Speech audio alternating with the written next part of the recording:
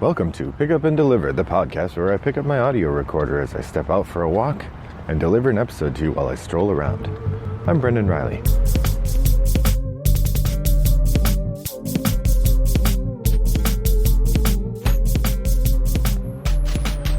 Well, good morning, friends. I hope that you're having a pleasant day. I am off to a nice start. It's scheduled to be wicked hot today, so I am taking my stroll very early so I can record this podcast for you and be back inside in the air conditioning before it gets too brutally hot. Also, conveniently, the construction hasn't started across the street yet because it's before 7 a.m. I might have crested 7 by the time I get back, though, so we'll see how that goes. This weekend was the Half Price Books sale. And they do this every now and again. They'll send out coupons, and they have these coupons that get you bigger and bigger discounts on single items.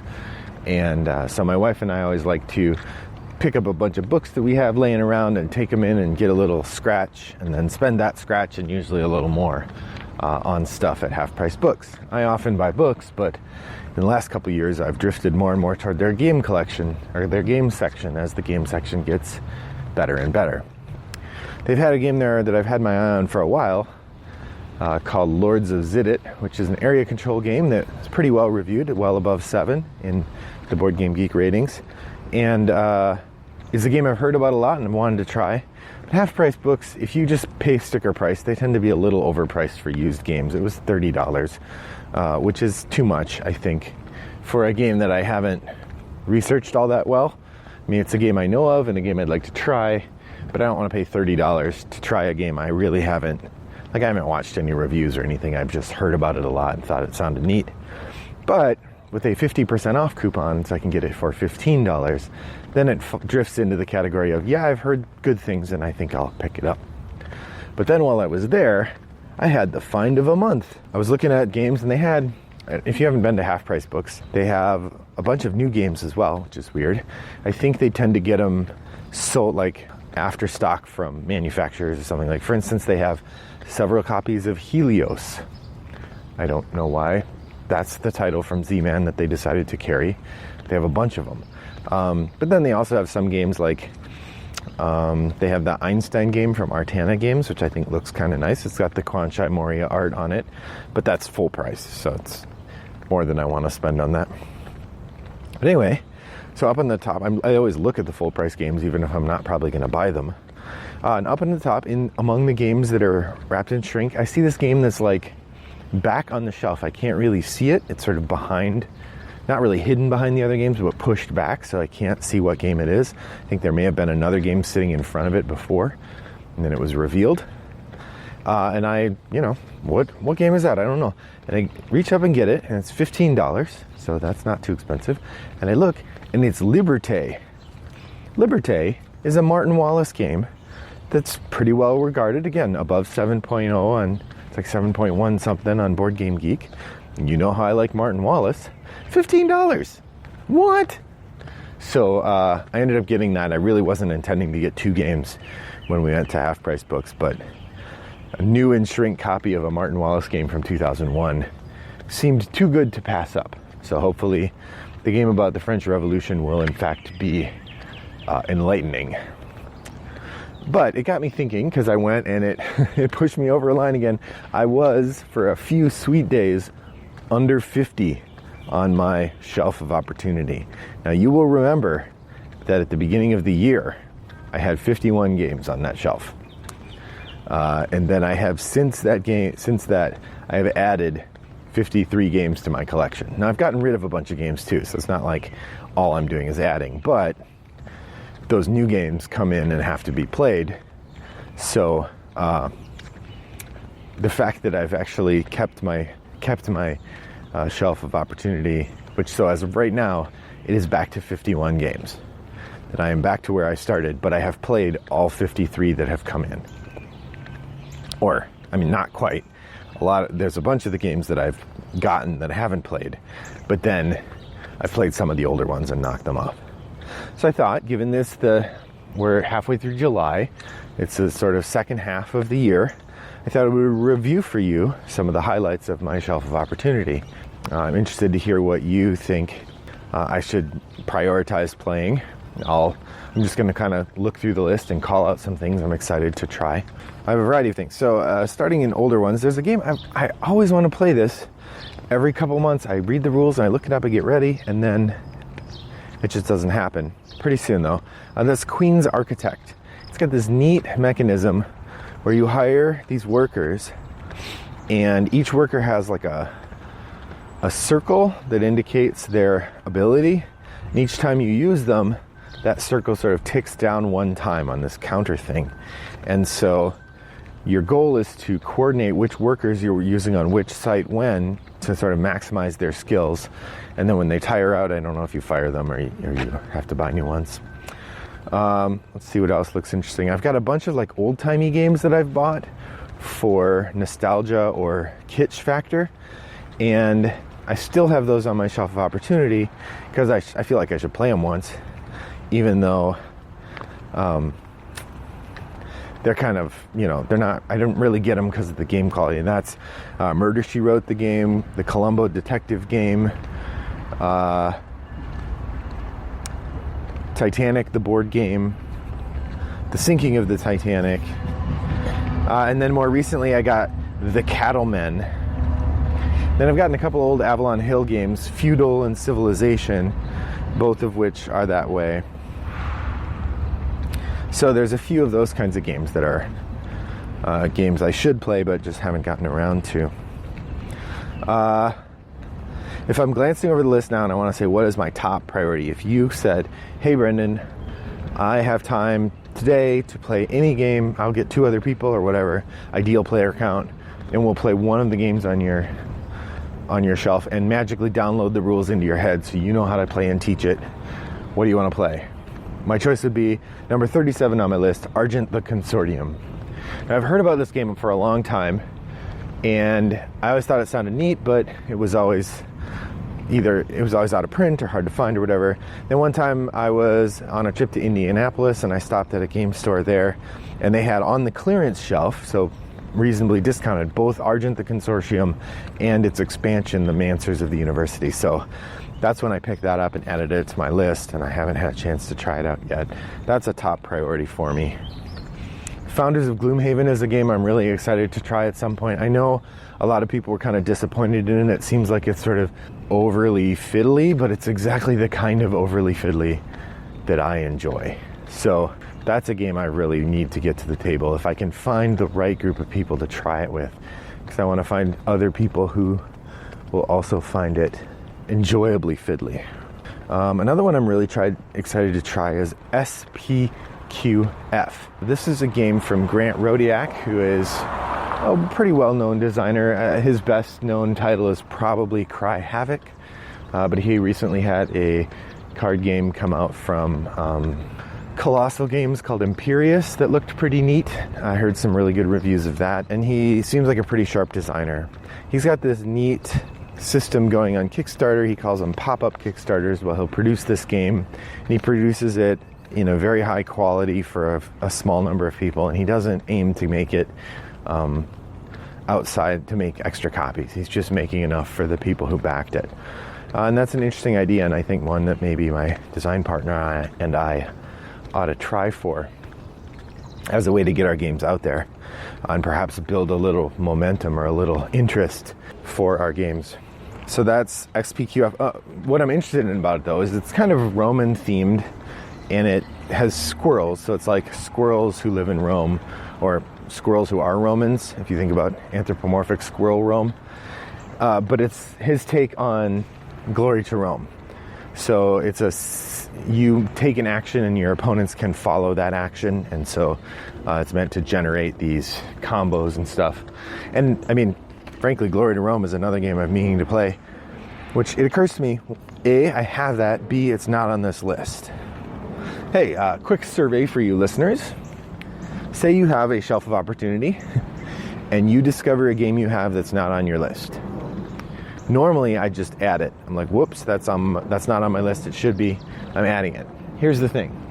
Glory to Rome, the copy that I have, is a print and play. I made it myself.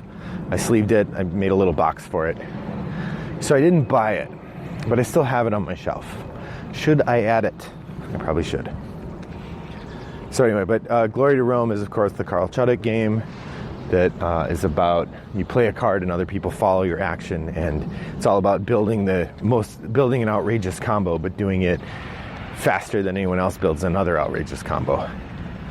I really like his games. I like Matainai a lot. I like Impulse a lot. These games where lots going on with the same cards. So I guess I have to add Glory to Rome, which means my Shelf of Shame's back up to 52. No. I've got a couple Martin Wallace games on here. We have Liberté, we have Moa, and we have Moonga Invaders. I think those are the only 3 I have on here. I've done pretty good getting my Martin Wallace games played. Moa I've had on my Shelf of Opportunity a couple times. The challenge there is it frankly looks like it's not a great game. I picked it up in a Board Game Geek auction for a pretty decent price, in part because the reviews weren't great and the art is lovely. And I'm a Martin Wallace head, so I have more leeway in terms of choosing to buy something from him. Moonga Invaders, it looks bad. Like, the art is not good, but the game is pretty interesting. You're playing these giant monsters that are trying to destroy the city or something. I read the rules at one point and learned how to play to a degree, but then when I tried to teach it to my wife and daughter, I realized I didn't actually know the rules as well as I thought.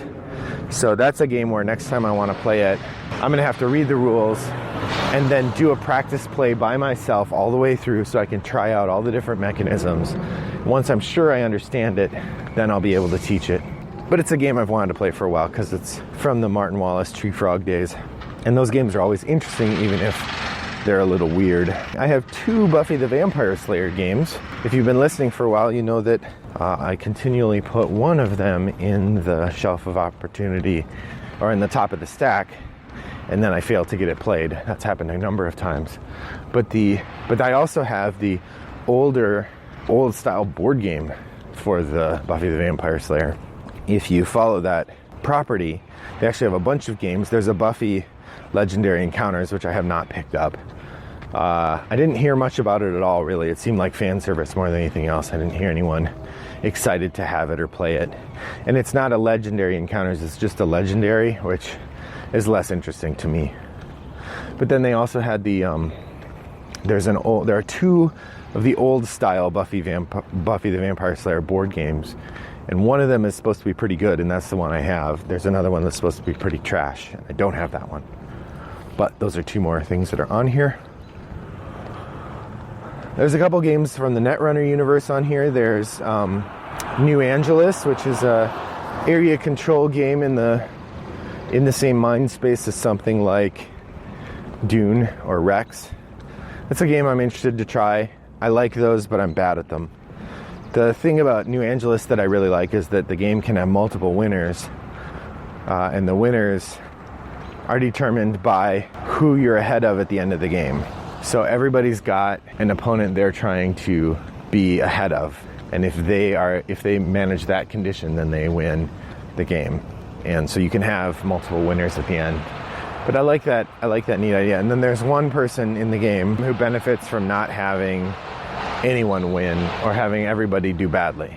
In the Netrunner world, the government, no one likes the government. So let's see what else is interesting. I've got a couple games that get talked about in the context of Terra Mystica, Clans of Caledonia, which is explicitly influenced by the history of Terra Mystica. And then Hyperborea, which is an adventure game. It's like an adventure exploration game.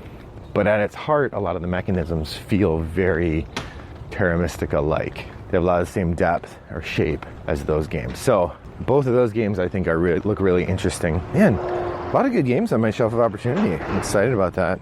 I started to say the other Netrunner style game or Netrunner universe game is Android Infiltration, which is a pretty simple card game, but it's sort of a press your luck game with a little bit of randomness.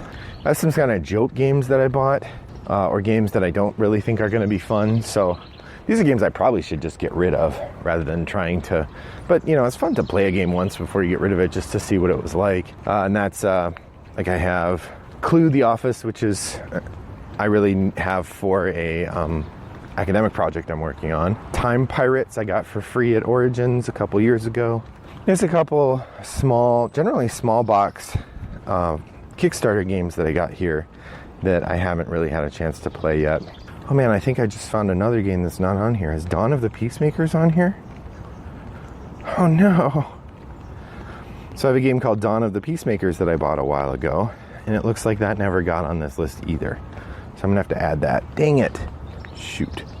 So Dawn of the Peacemakers is a game from the same design company that did Dale of Merchants, which is a really neat deck building game in which you have to get rid of your cards in order to advance. So like you get cards and then you get rid of them into these stacks, and that's how you advance your game. But when you get rid of them, then you lose the cool powers that they have. Anyway, that's Dale of Merchants. That same designer, I think his name is Sammy Lasco, created a game called Dawn of Peacemakers, which is like a area control campaign game, and the players represent competing powers trying to stop a war. You represent like ambassadors, which is a really neat idea.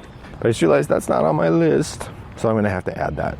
I have a few games I got for free. Like I said, Time Pirates or 5 Points, Gangs of New York, which sounds like a neat area control probably game, but I haven't really looked at it at all. Rent a Hero and Student Bodies I got as a gift from Matt from the podcast of Nonsensical Gamers. I feel a little bad that I haven't tried those yet. I'll say the last one, there are a couple games on here that I've held off on learning just because they seem to be hard to learn. The primary one being Vast Crystal Caverns, which sort of is very well known for being hard to learn or hard to teach. So I don't know, we'll see about that game. That might be the kind of game that my wife and daughter would like if we can get into it. Well, that's my overview of my Shelf of Opportunity. While we were talking, I added 2 games to it. If I can remember what they were, and I guess I'll remember when I listen to the recording. So my shelf is back up to 53, which is kind of depressing, but good to be honest with myself, I guess. What are the top couple picks on your Shelf of Opportunity? How do you keep it? I know our regular listener, Chris, is trying very hard not to add more games to his collection this year.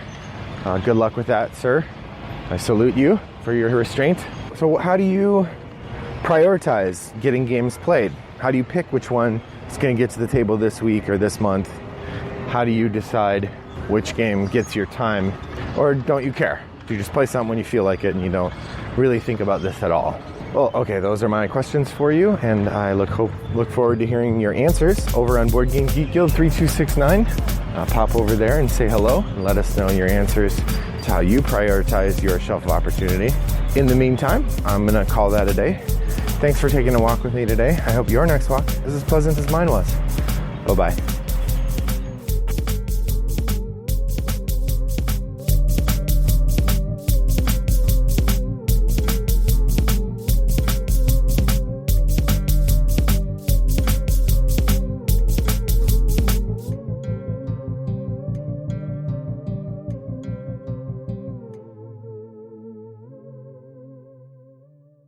Brought to you by Rattlebox Games.